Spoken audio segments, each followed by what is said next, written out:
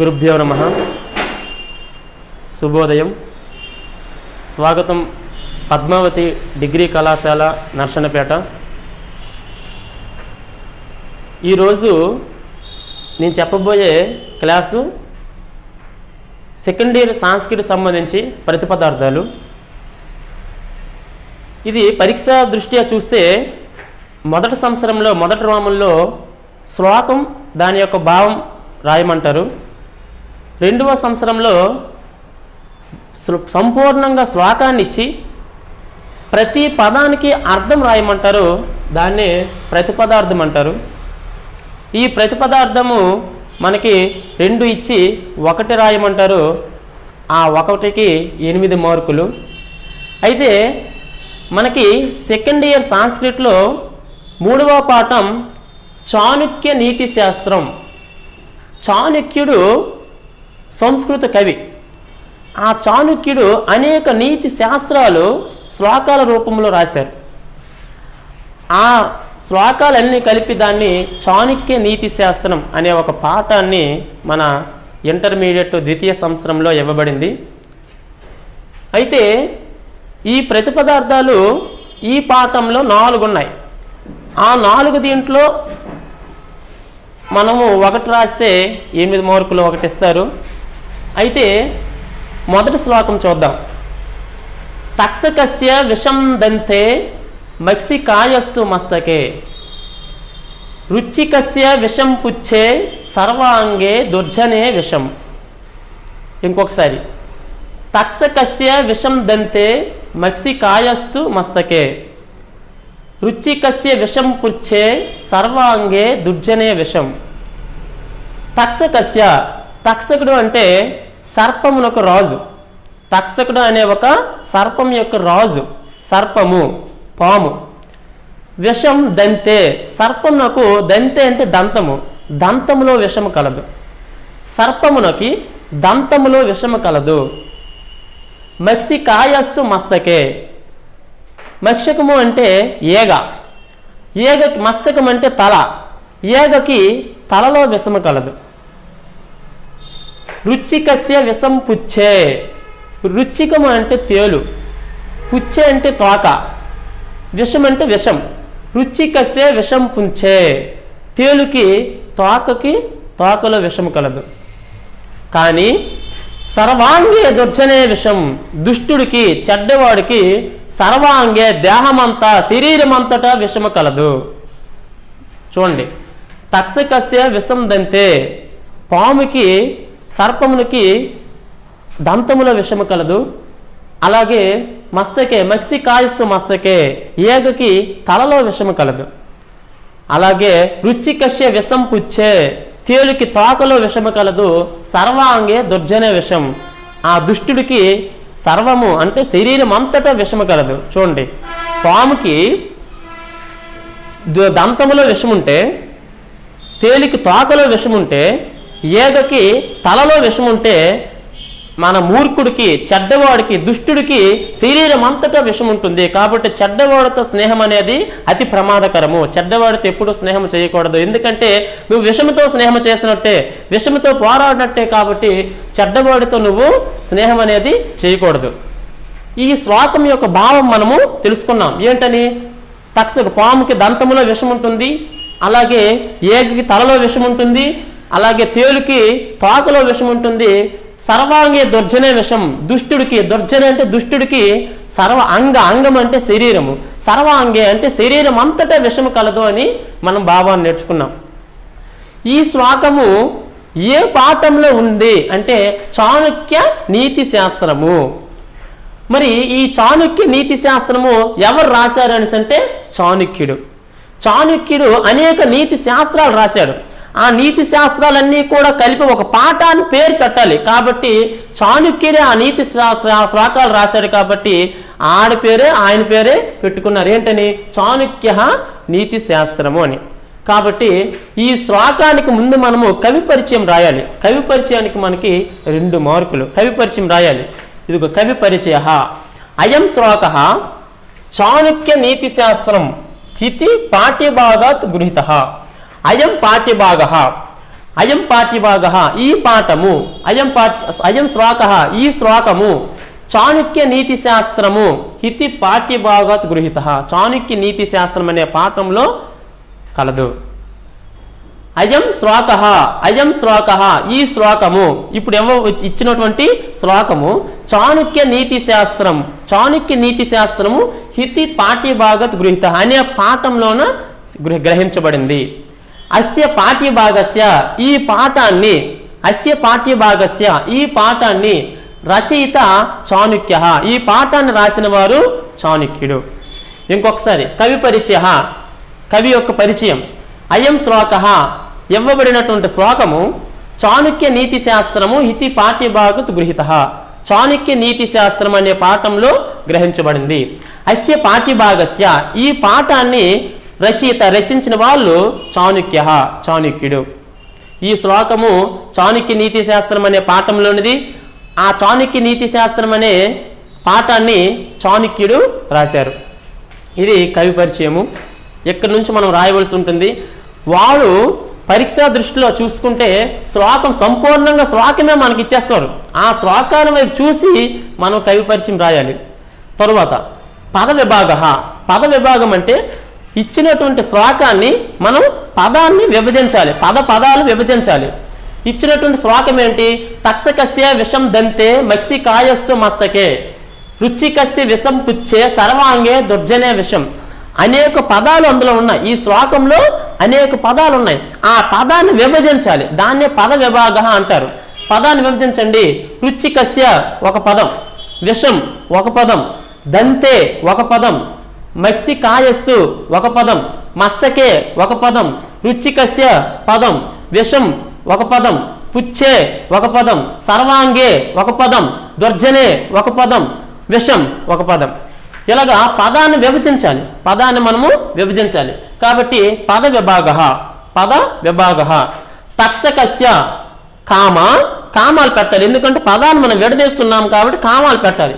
తక్షకస్య విషం దంతే మత్స్యకాయస్తు మస్తకే రుచికస్య విషం పుంచే సర్వాంగే దుర్జనే విషం. అంతే, ఫుల్ స్టాప్. అంటే మనము ప్రతి పదం పక్కన కామా పెట్టిస్తే అదే పదవిభాగం. ప్రత్యేకంగా మనం నేర్చుకోవాల్సిన విషయం అనేది అందులో లేదు. ఆడిచ్చినటువంటి శ్లోకాన్ని ప్రతి పదం పక్కన కామాలు పెట్టిస్తే అదే మనకి పద విభాగము. ఇప్పుడు అన్వయ అంటే ప్రతి పదం యొక్క అర్థాన్ని కలిపితే మనకి భావం రూపంలో రావాలి. అమరిక అంటే ఒక పదం యొక్క అర్థము రెండవ పదం యొక్క అర్థం అనేది సమకూర్చాలి. కాబట్టి అటువంటి దాన్ని ఏమంటారంటే అన్వయ అంటే అన్వయ క్రమం రూపంలో రాయాలి. ఒక క్రమంగా రాయాలి. ఎలా రాయాలి చూడండి. తక్షకస్య అంటే దాని యొక్క భావం అనేది వరుస క్రమంలో రావాలి. ఇక్కడ రాలేదు అలాగా. ఇక్కడ విభజించాం మాత్రమే. ఎలా? తక్షకస్య అంటే పాముకి విషము దంతే దంతములో. అలా కాదు, పాముకి దంతములో విషం అని రావాలి. కాబట్టి ఈ విధంగా మనకి ఇక్కడ అమర్చుకోవాలి. చూడండి. తక్షకస్య అంటే పాముకి సర్పమునకి, దంతే దంతములో, మత్స్యకాయస్తు ఏగకి, మస్తకే తలలో, విషము రుచికస్య అలాగే రుచికం అంటే తేలుకి, పుంచే తోకలో విషము, దుర్జనే దుష్టుడికి, సర్వాంగే శరీరం అంతటా విషము అస్థి కలదు. ఇక్కడ అస్థి కలదు ఇలా రాయాలి. అస్థి అంటే లాస్ట్కి కలదు అనేసి అర్థం. ఈ విధంగా మనము అన్వయ చేయాలి అనమాట. అన్వయ క్రమంలో రాయాలి. అంటే ఆ ప్రతి పదం యొక్క భావాన్ని కలిపితే దాని యొక్క భావం అర్థాలు కలిపితే భావం నీట్గా వచ్చేయాలి. దాన్ని అన్వయ అంటారు. ఇప్పుడు ప్రతిపదార్థం రాయాలి.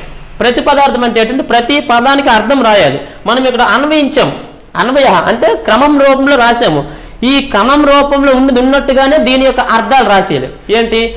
తక్షకస్య సర్పమునకు, దంతే దంతమునందు, మత్స్యకాయ ఏగకు, మస్తకే తలయందు, విషము అస్థి కలదు. ఓకే, రుచికస్య రుచికస్య తేలుకు పుచ్చే తోకయందు దుర్జనే దుష్టుడికి సర్వాంగే శరీరం అంతటా విషము అస్థి కలదు. అంటే అన్వయలో ఉన్నటువంటి దాన్ని మనము ప్రతిపదార్థం రూపంలో రాసేయాలి. అన్వయంలో ఏమేమి ఉన్నాయో దాని యొక్క అర్థాలన్నీ కలిపితే ఒక భావం వస్తుంది. ఈ అర్థాలన్నీ కలిపితే ఒక భావం వచ్చేస్తుంది. ఇదే సర్పమునకు దంతమునందు ఏగకు తలయందు తేలుకు తోకయందు దుష్టుడికి శరీరం అంతటా విషము కలదు. చూడండి, ఈ అర్థాలన్నీ కలిపితేనే భావము. సర్పమునకు దంతమునందు ఏగకు తలయందు విషము కలదు, తేలుకు తోకయందు దుష్టుడికి శరీరం అంతటా విషము కలదు. ఇదే భావము అక్కడ ఉన్నదే.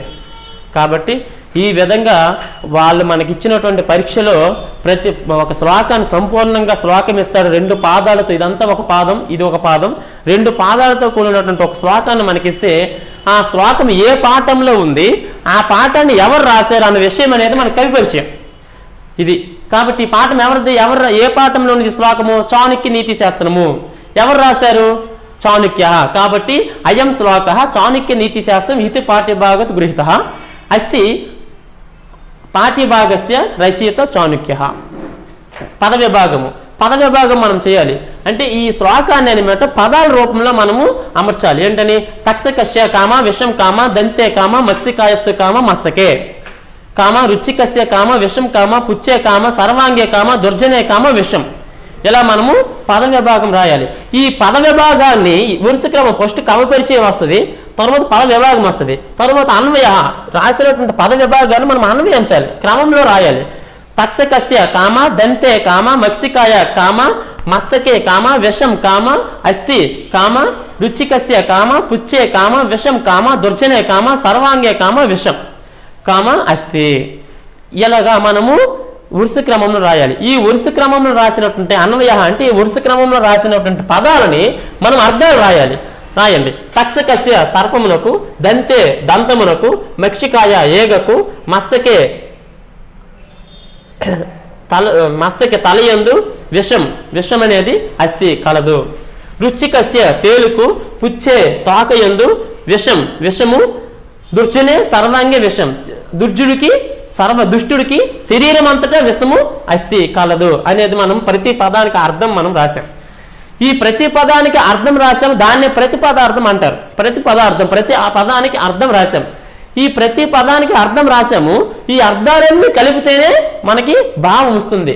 సర్పమునకు దంతమునందు ఏగకు తలయందు విషము కలదు, తేలుకు తోకయందు దుష్టుడికి శరీరం అంతటా విషము కలదు. ఇదే భావం. ఇప్పుడు సెకండ్ది 2వ శ్లోకం ఏంటంటే పృథ్వ్యాం 3 రత్నాని జలం అన్నం సుభాషితం 3 పాషాణ కండేసు సత్న సైన్య విధేయతే. మొదటిసారిగా మనం తెలుసుకోవాల్సింది ఏంటి? పబ్లిక్ దృష్ట్యా చూసుకుంటే వాడు మన సంపూర్ణంగా శ్లోకాన్ని ఇచ్చేస్తాడు. ఆ శ్లోకం యొక్క భావం మనకు తెలియాలి. మొదట శ్లోకం యొక్క భావాన్ని తెలుసుకుందాం. పృథ్వ్యాం 3 రత్నాని, పృథ్వ్యాం 3 రత్నాని, భూమి పైన 3 రత్నాలు కలవు. భూమి పైన 3 రత్నాలు కలవు. ఏంటవంటే జలం అన్నం, జలము అంటే నీరు, అన్నము, సుభాషితాలు ఒక మంచి మాట వల్ల మన యొక్క లోక జ్ఞానం తెలుస్తుంది. మంచి మాట వలన మన ప్రవర్తన అనేది తెలుస్తుంది.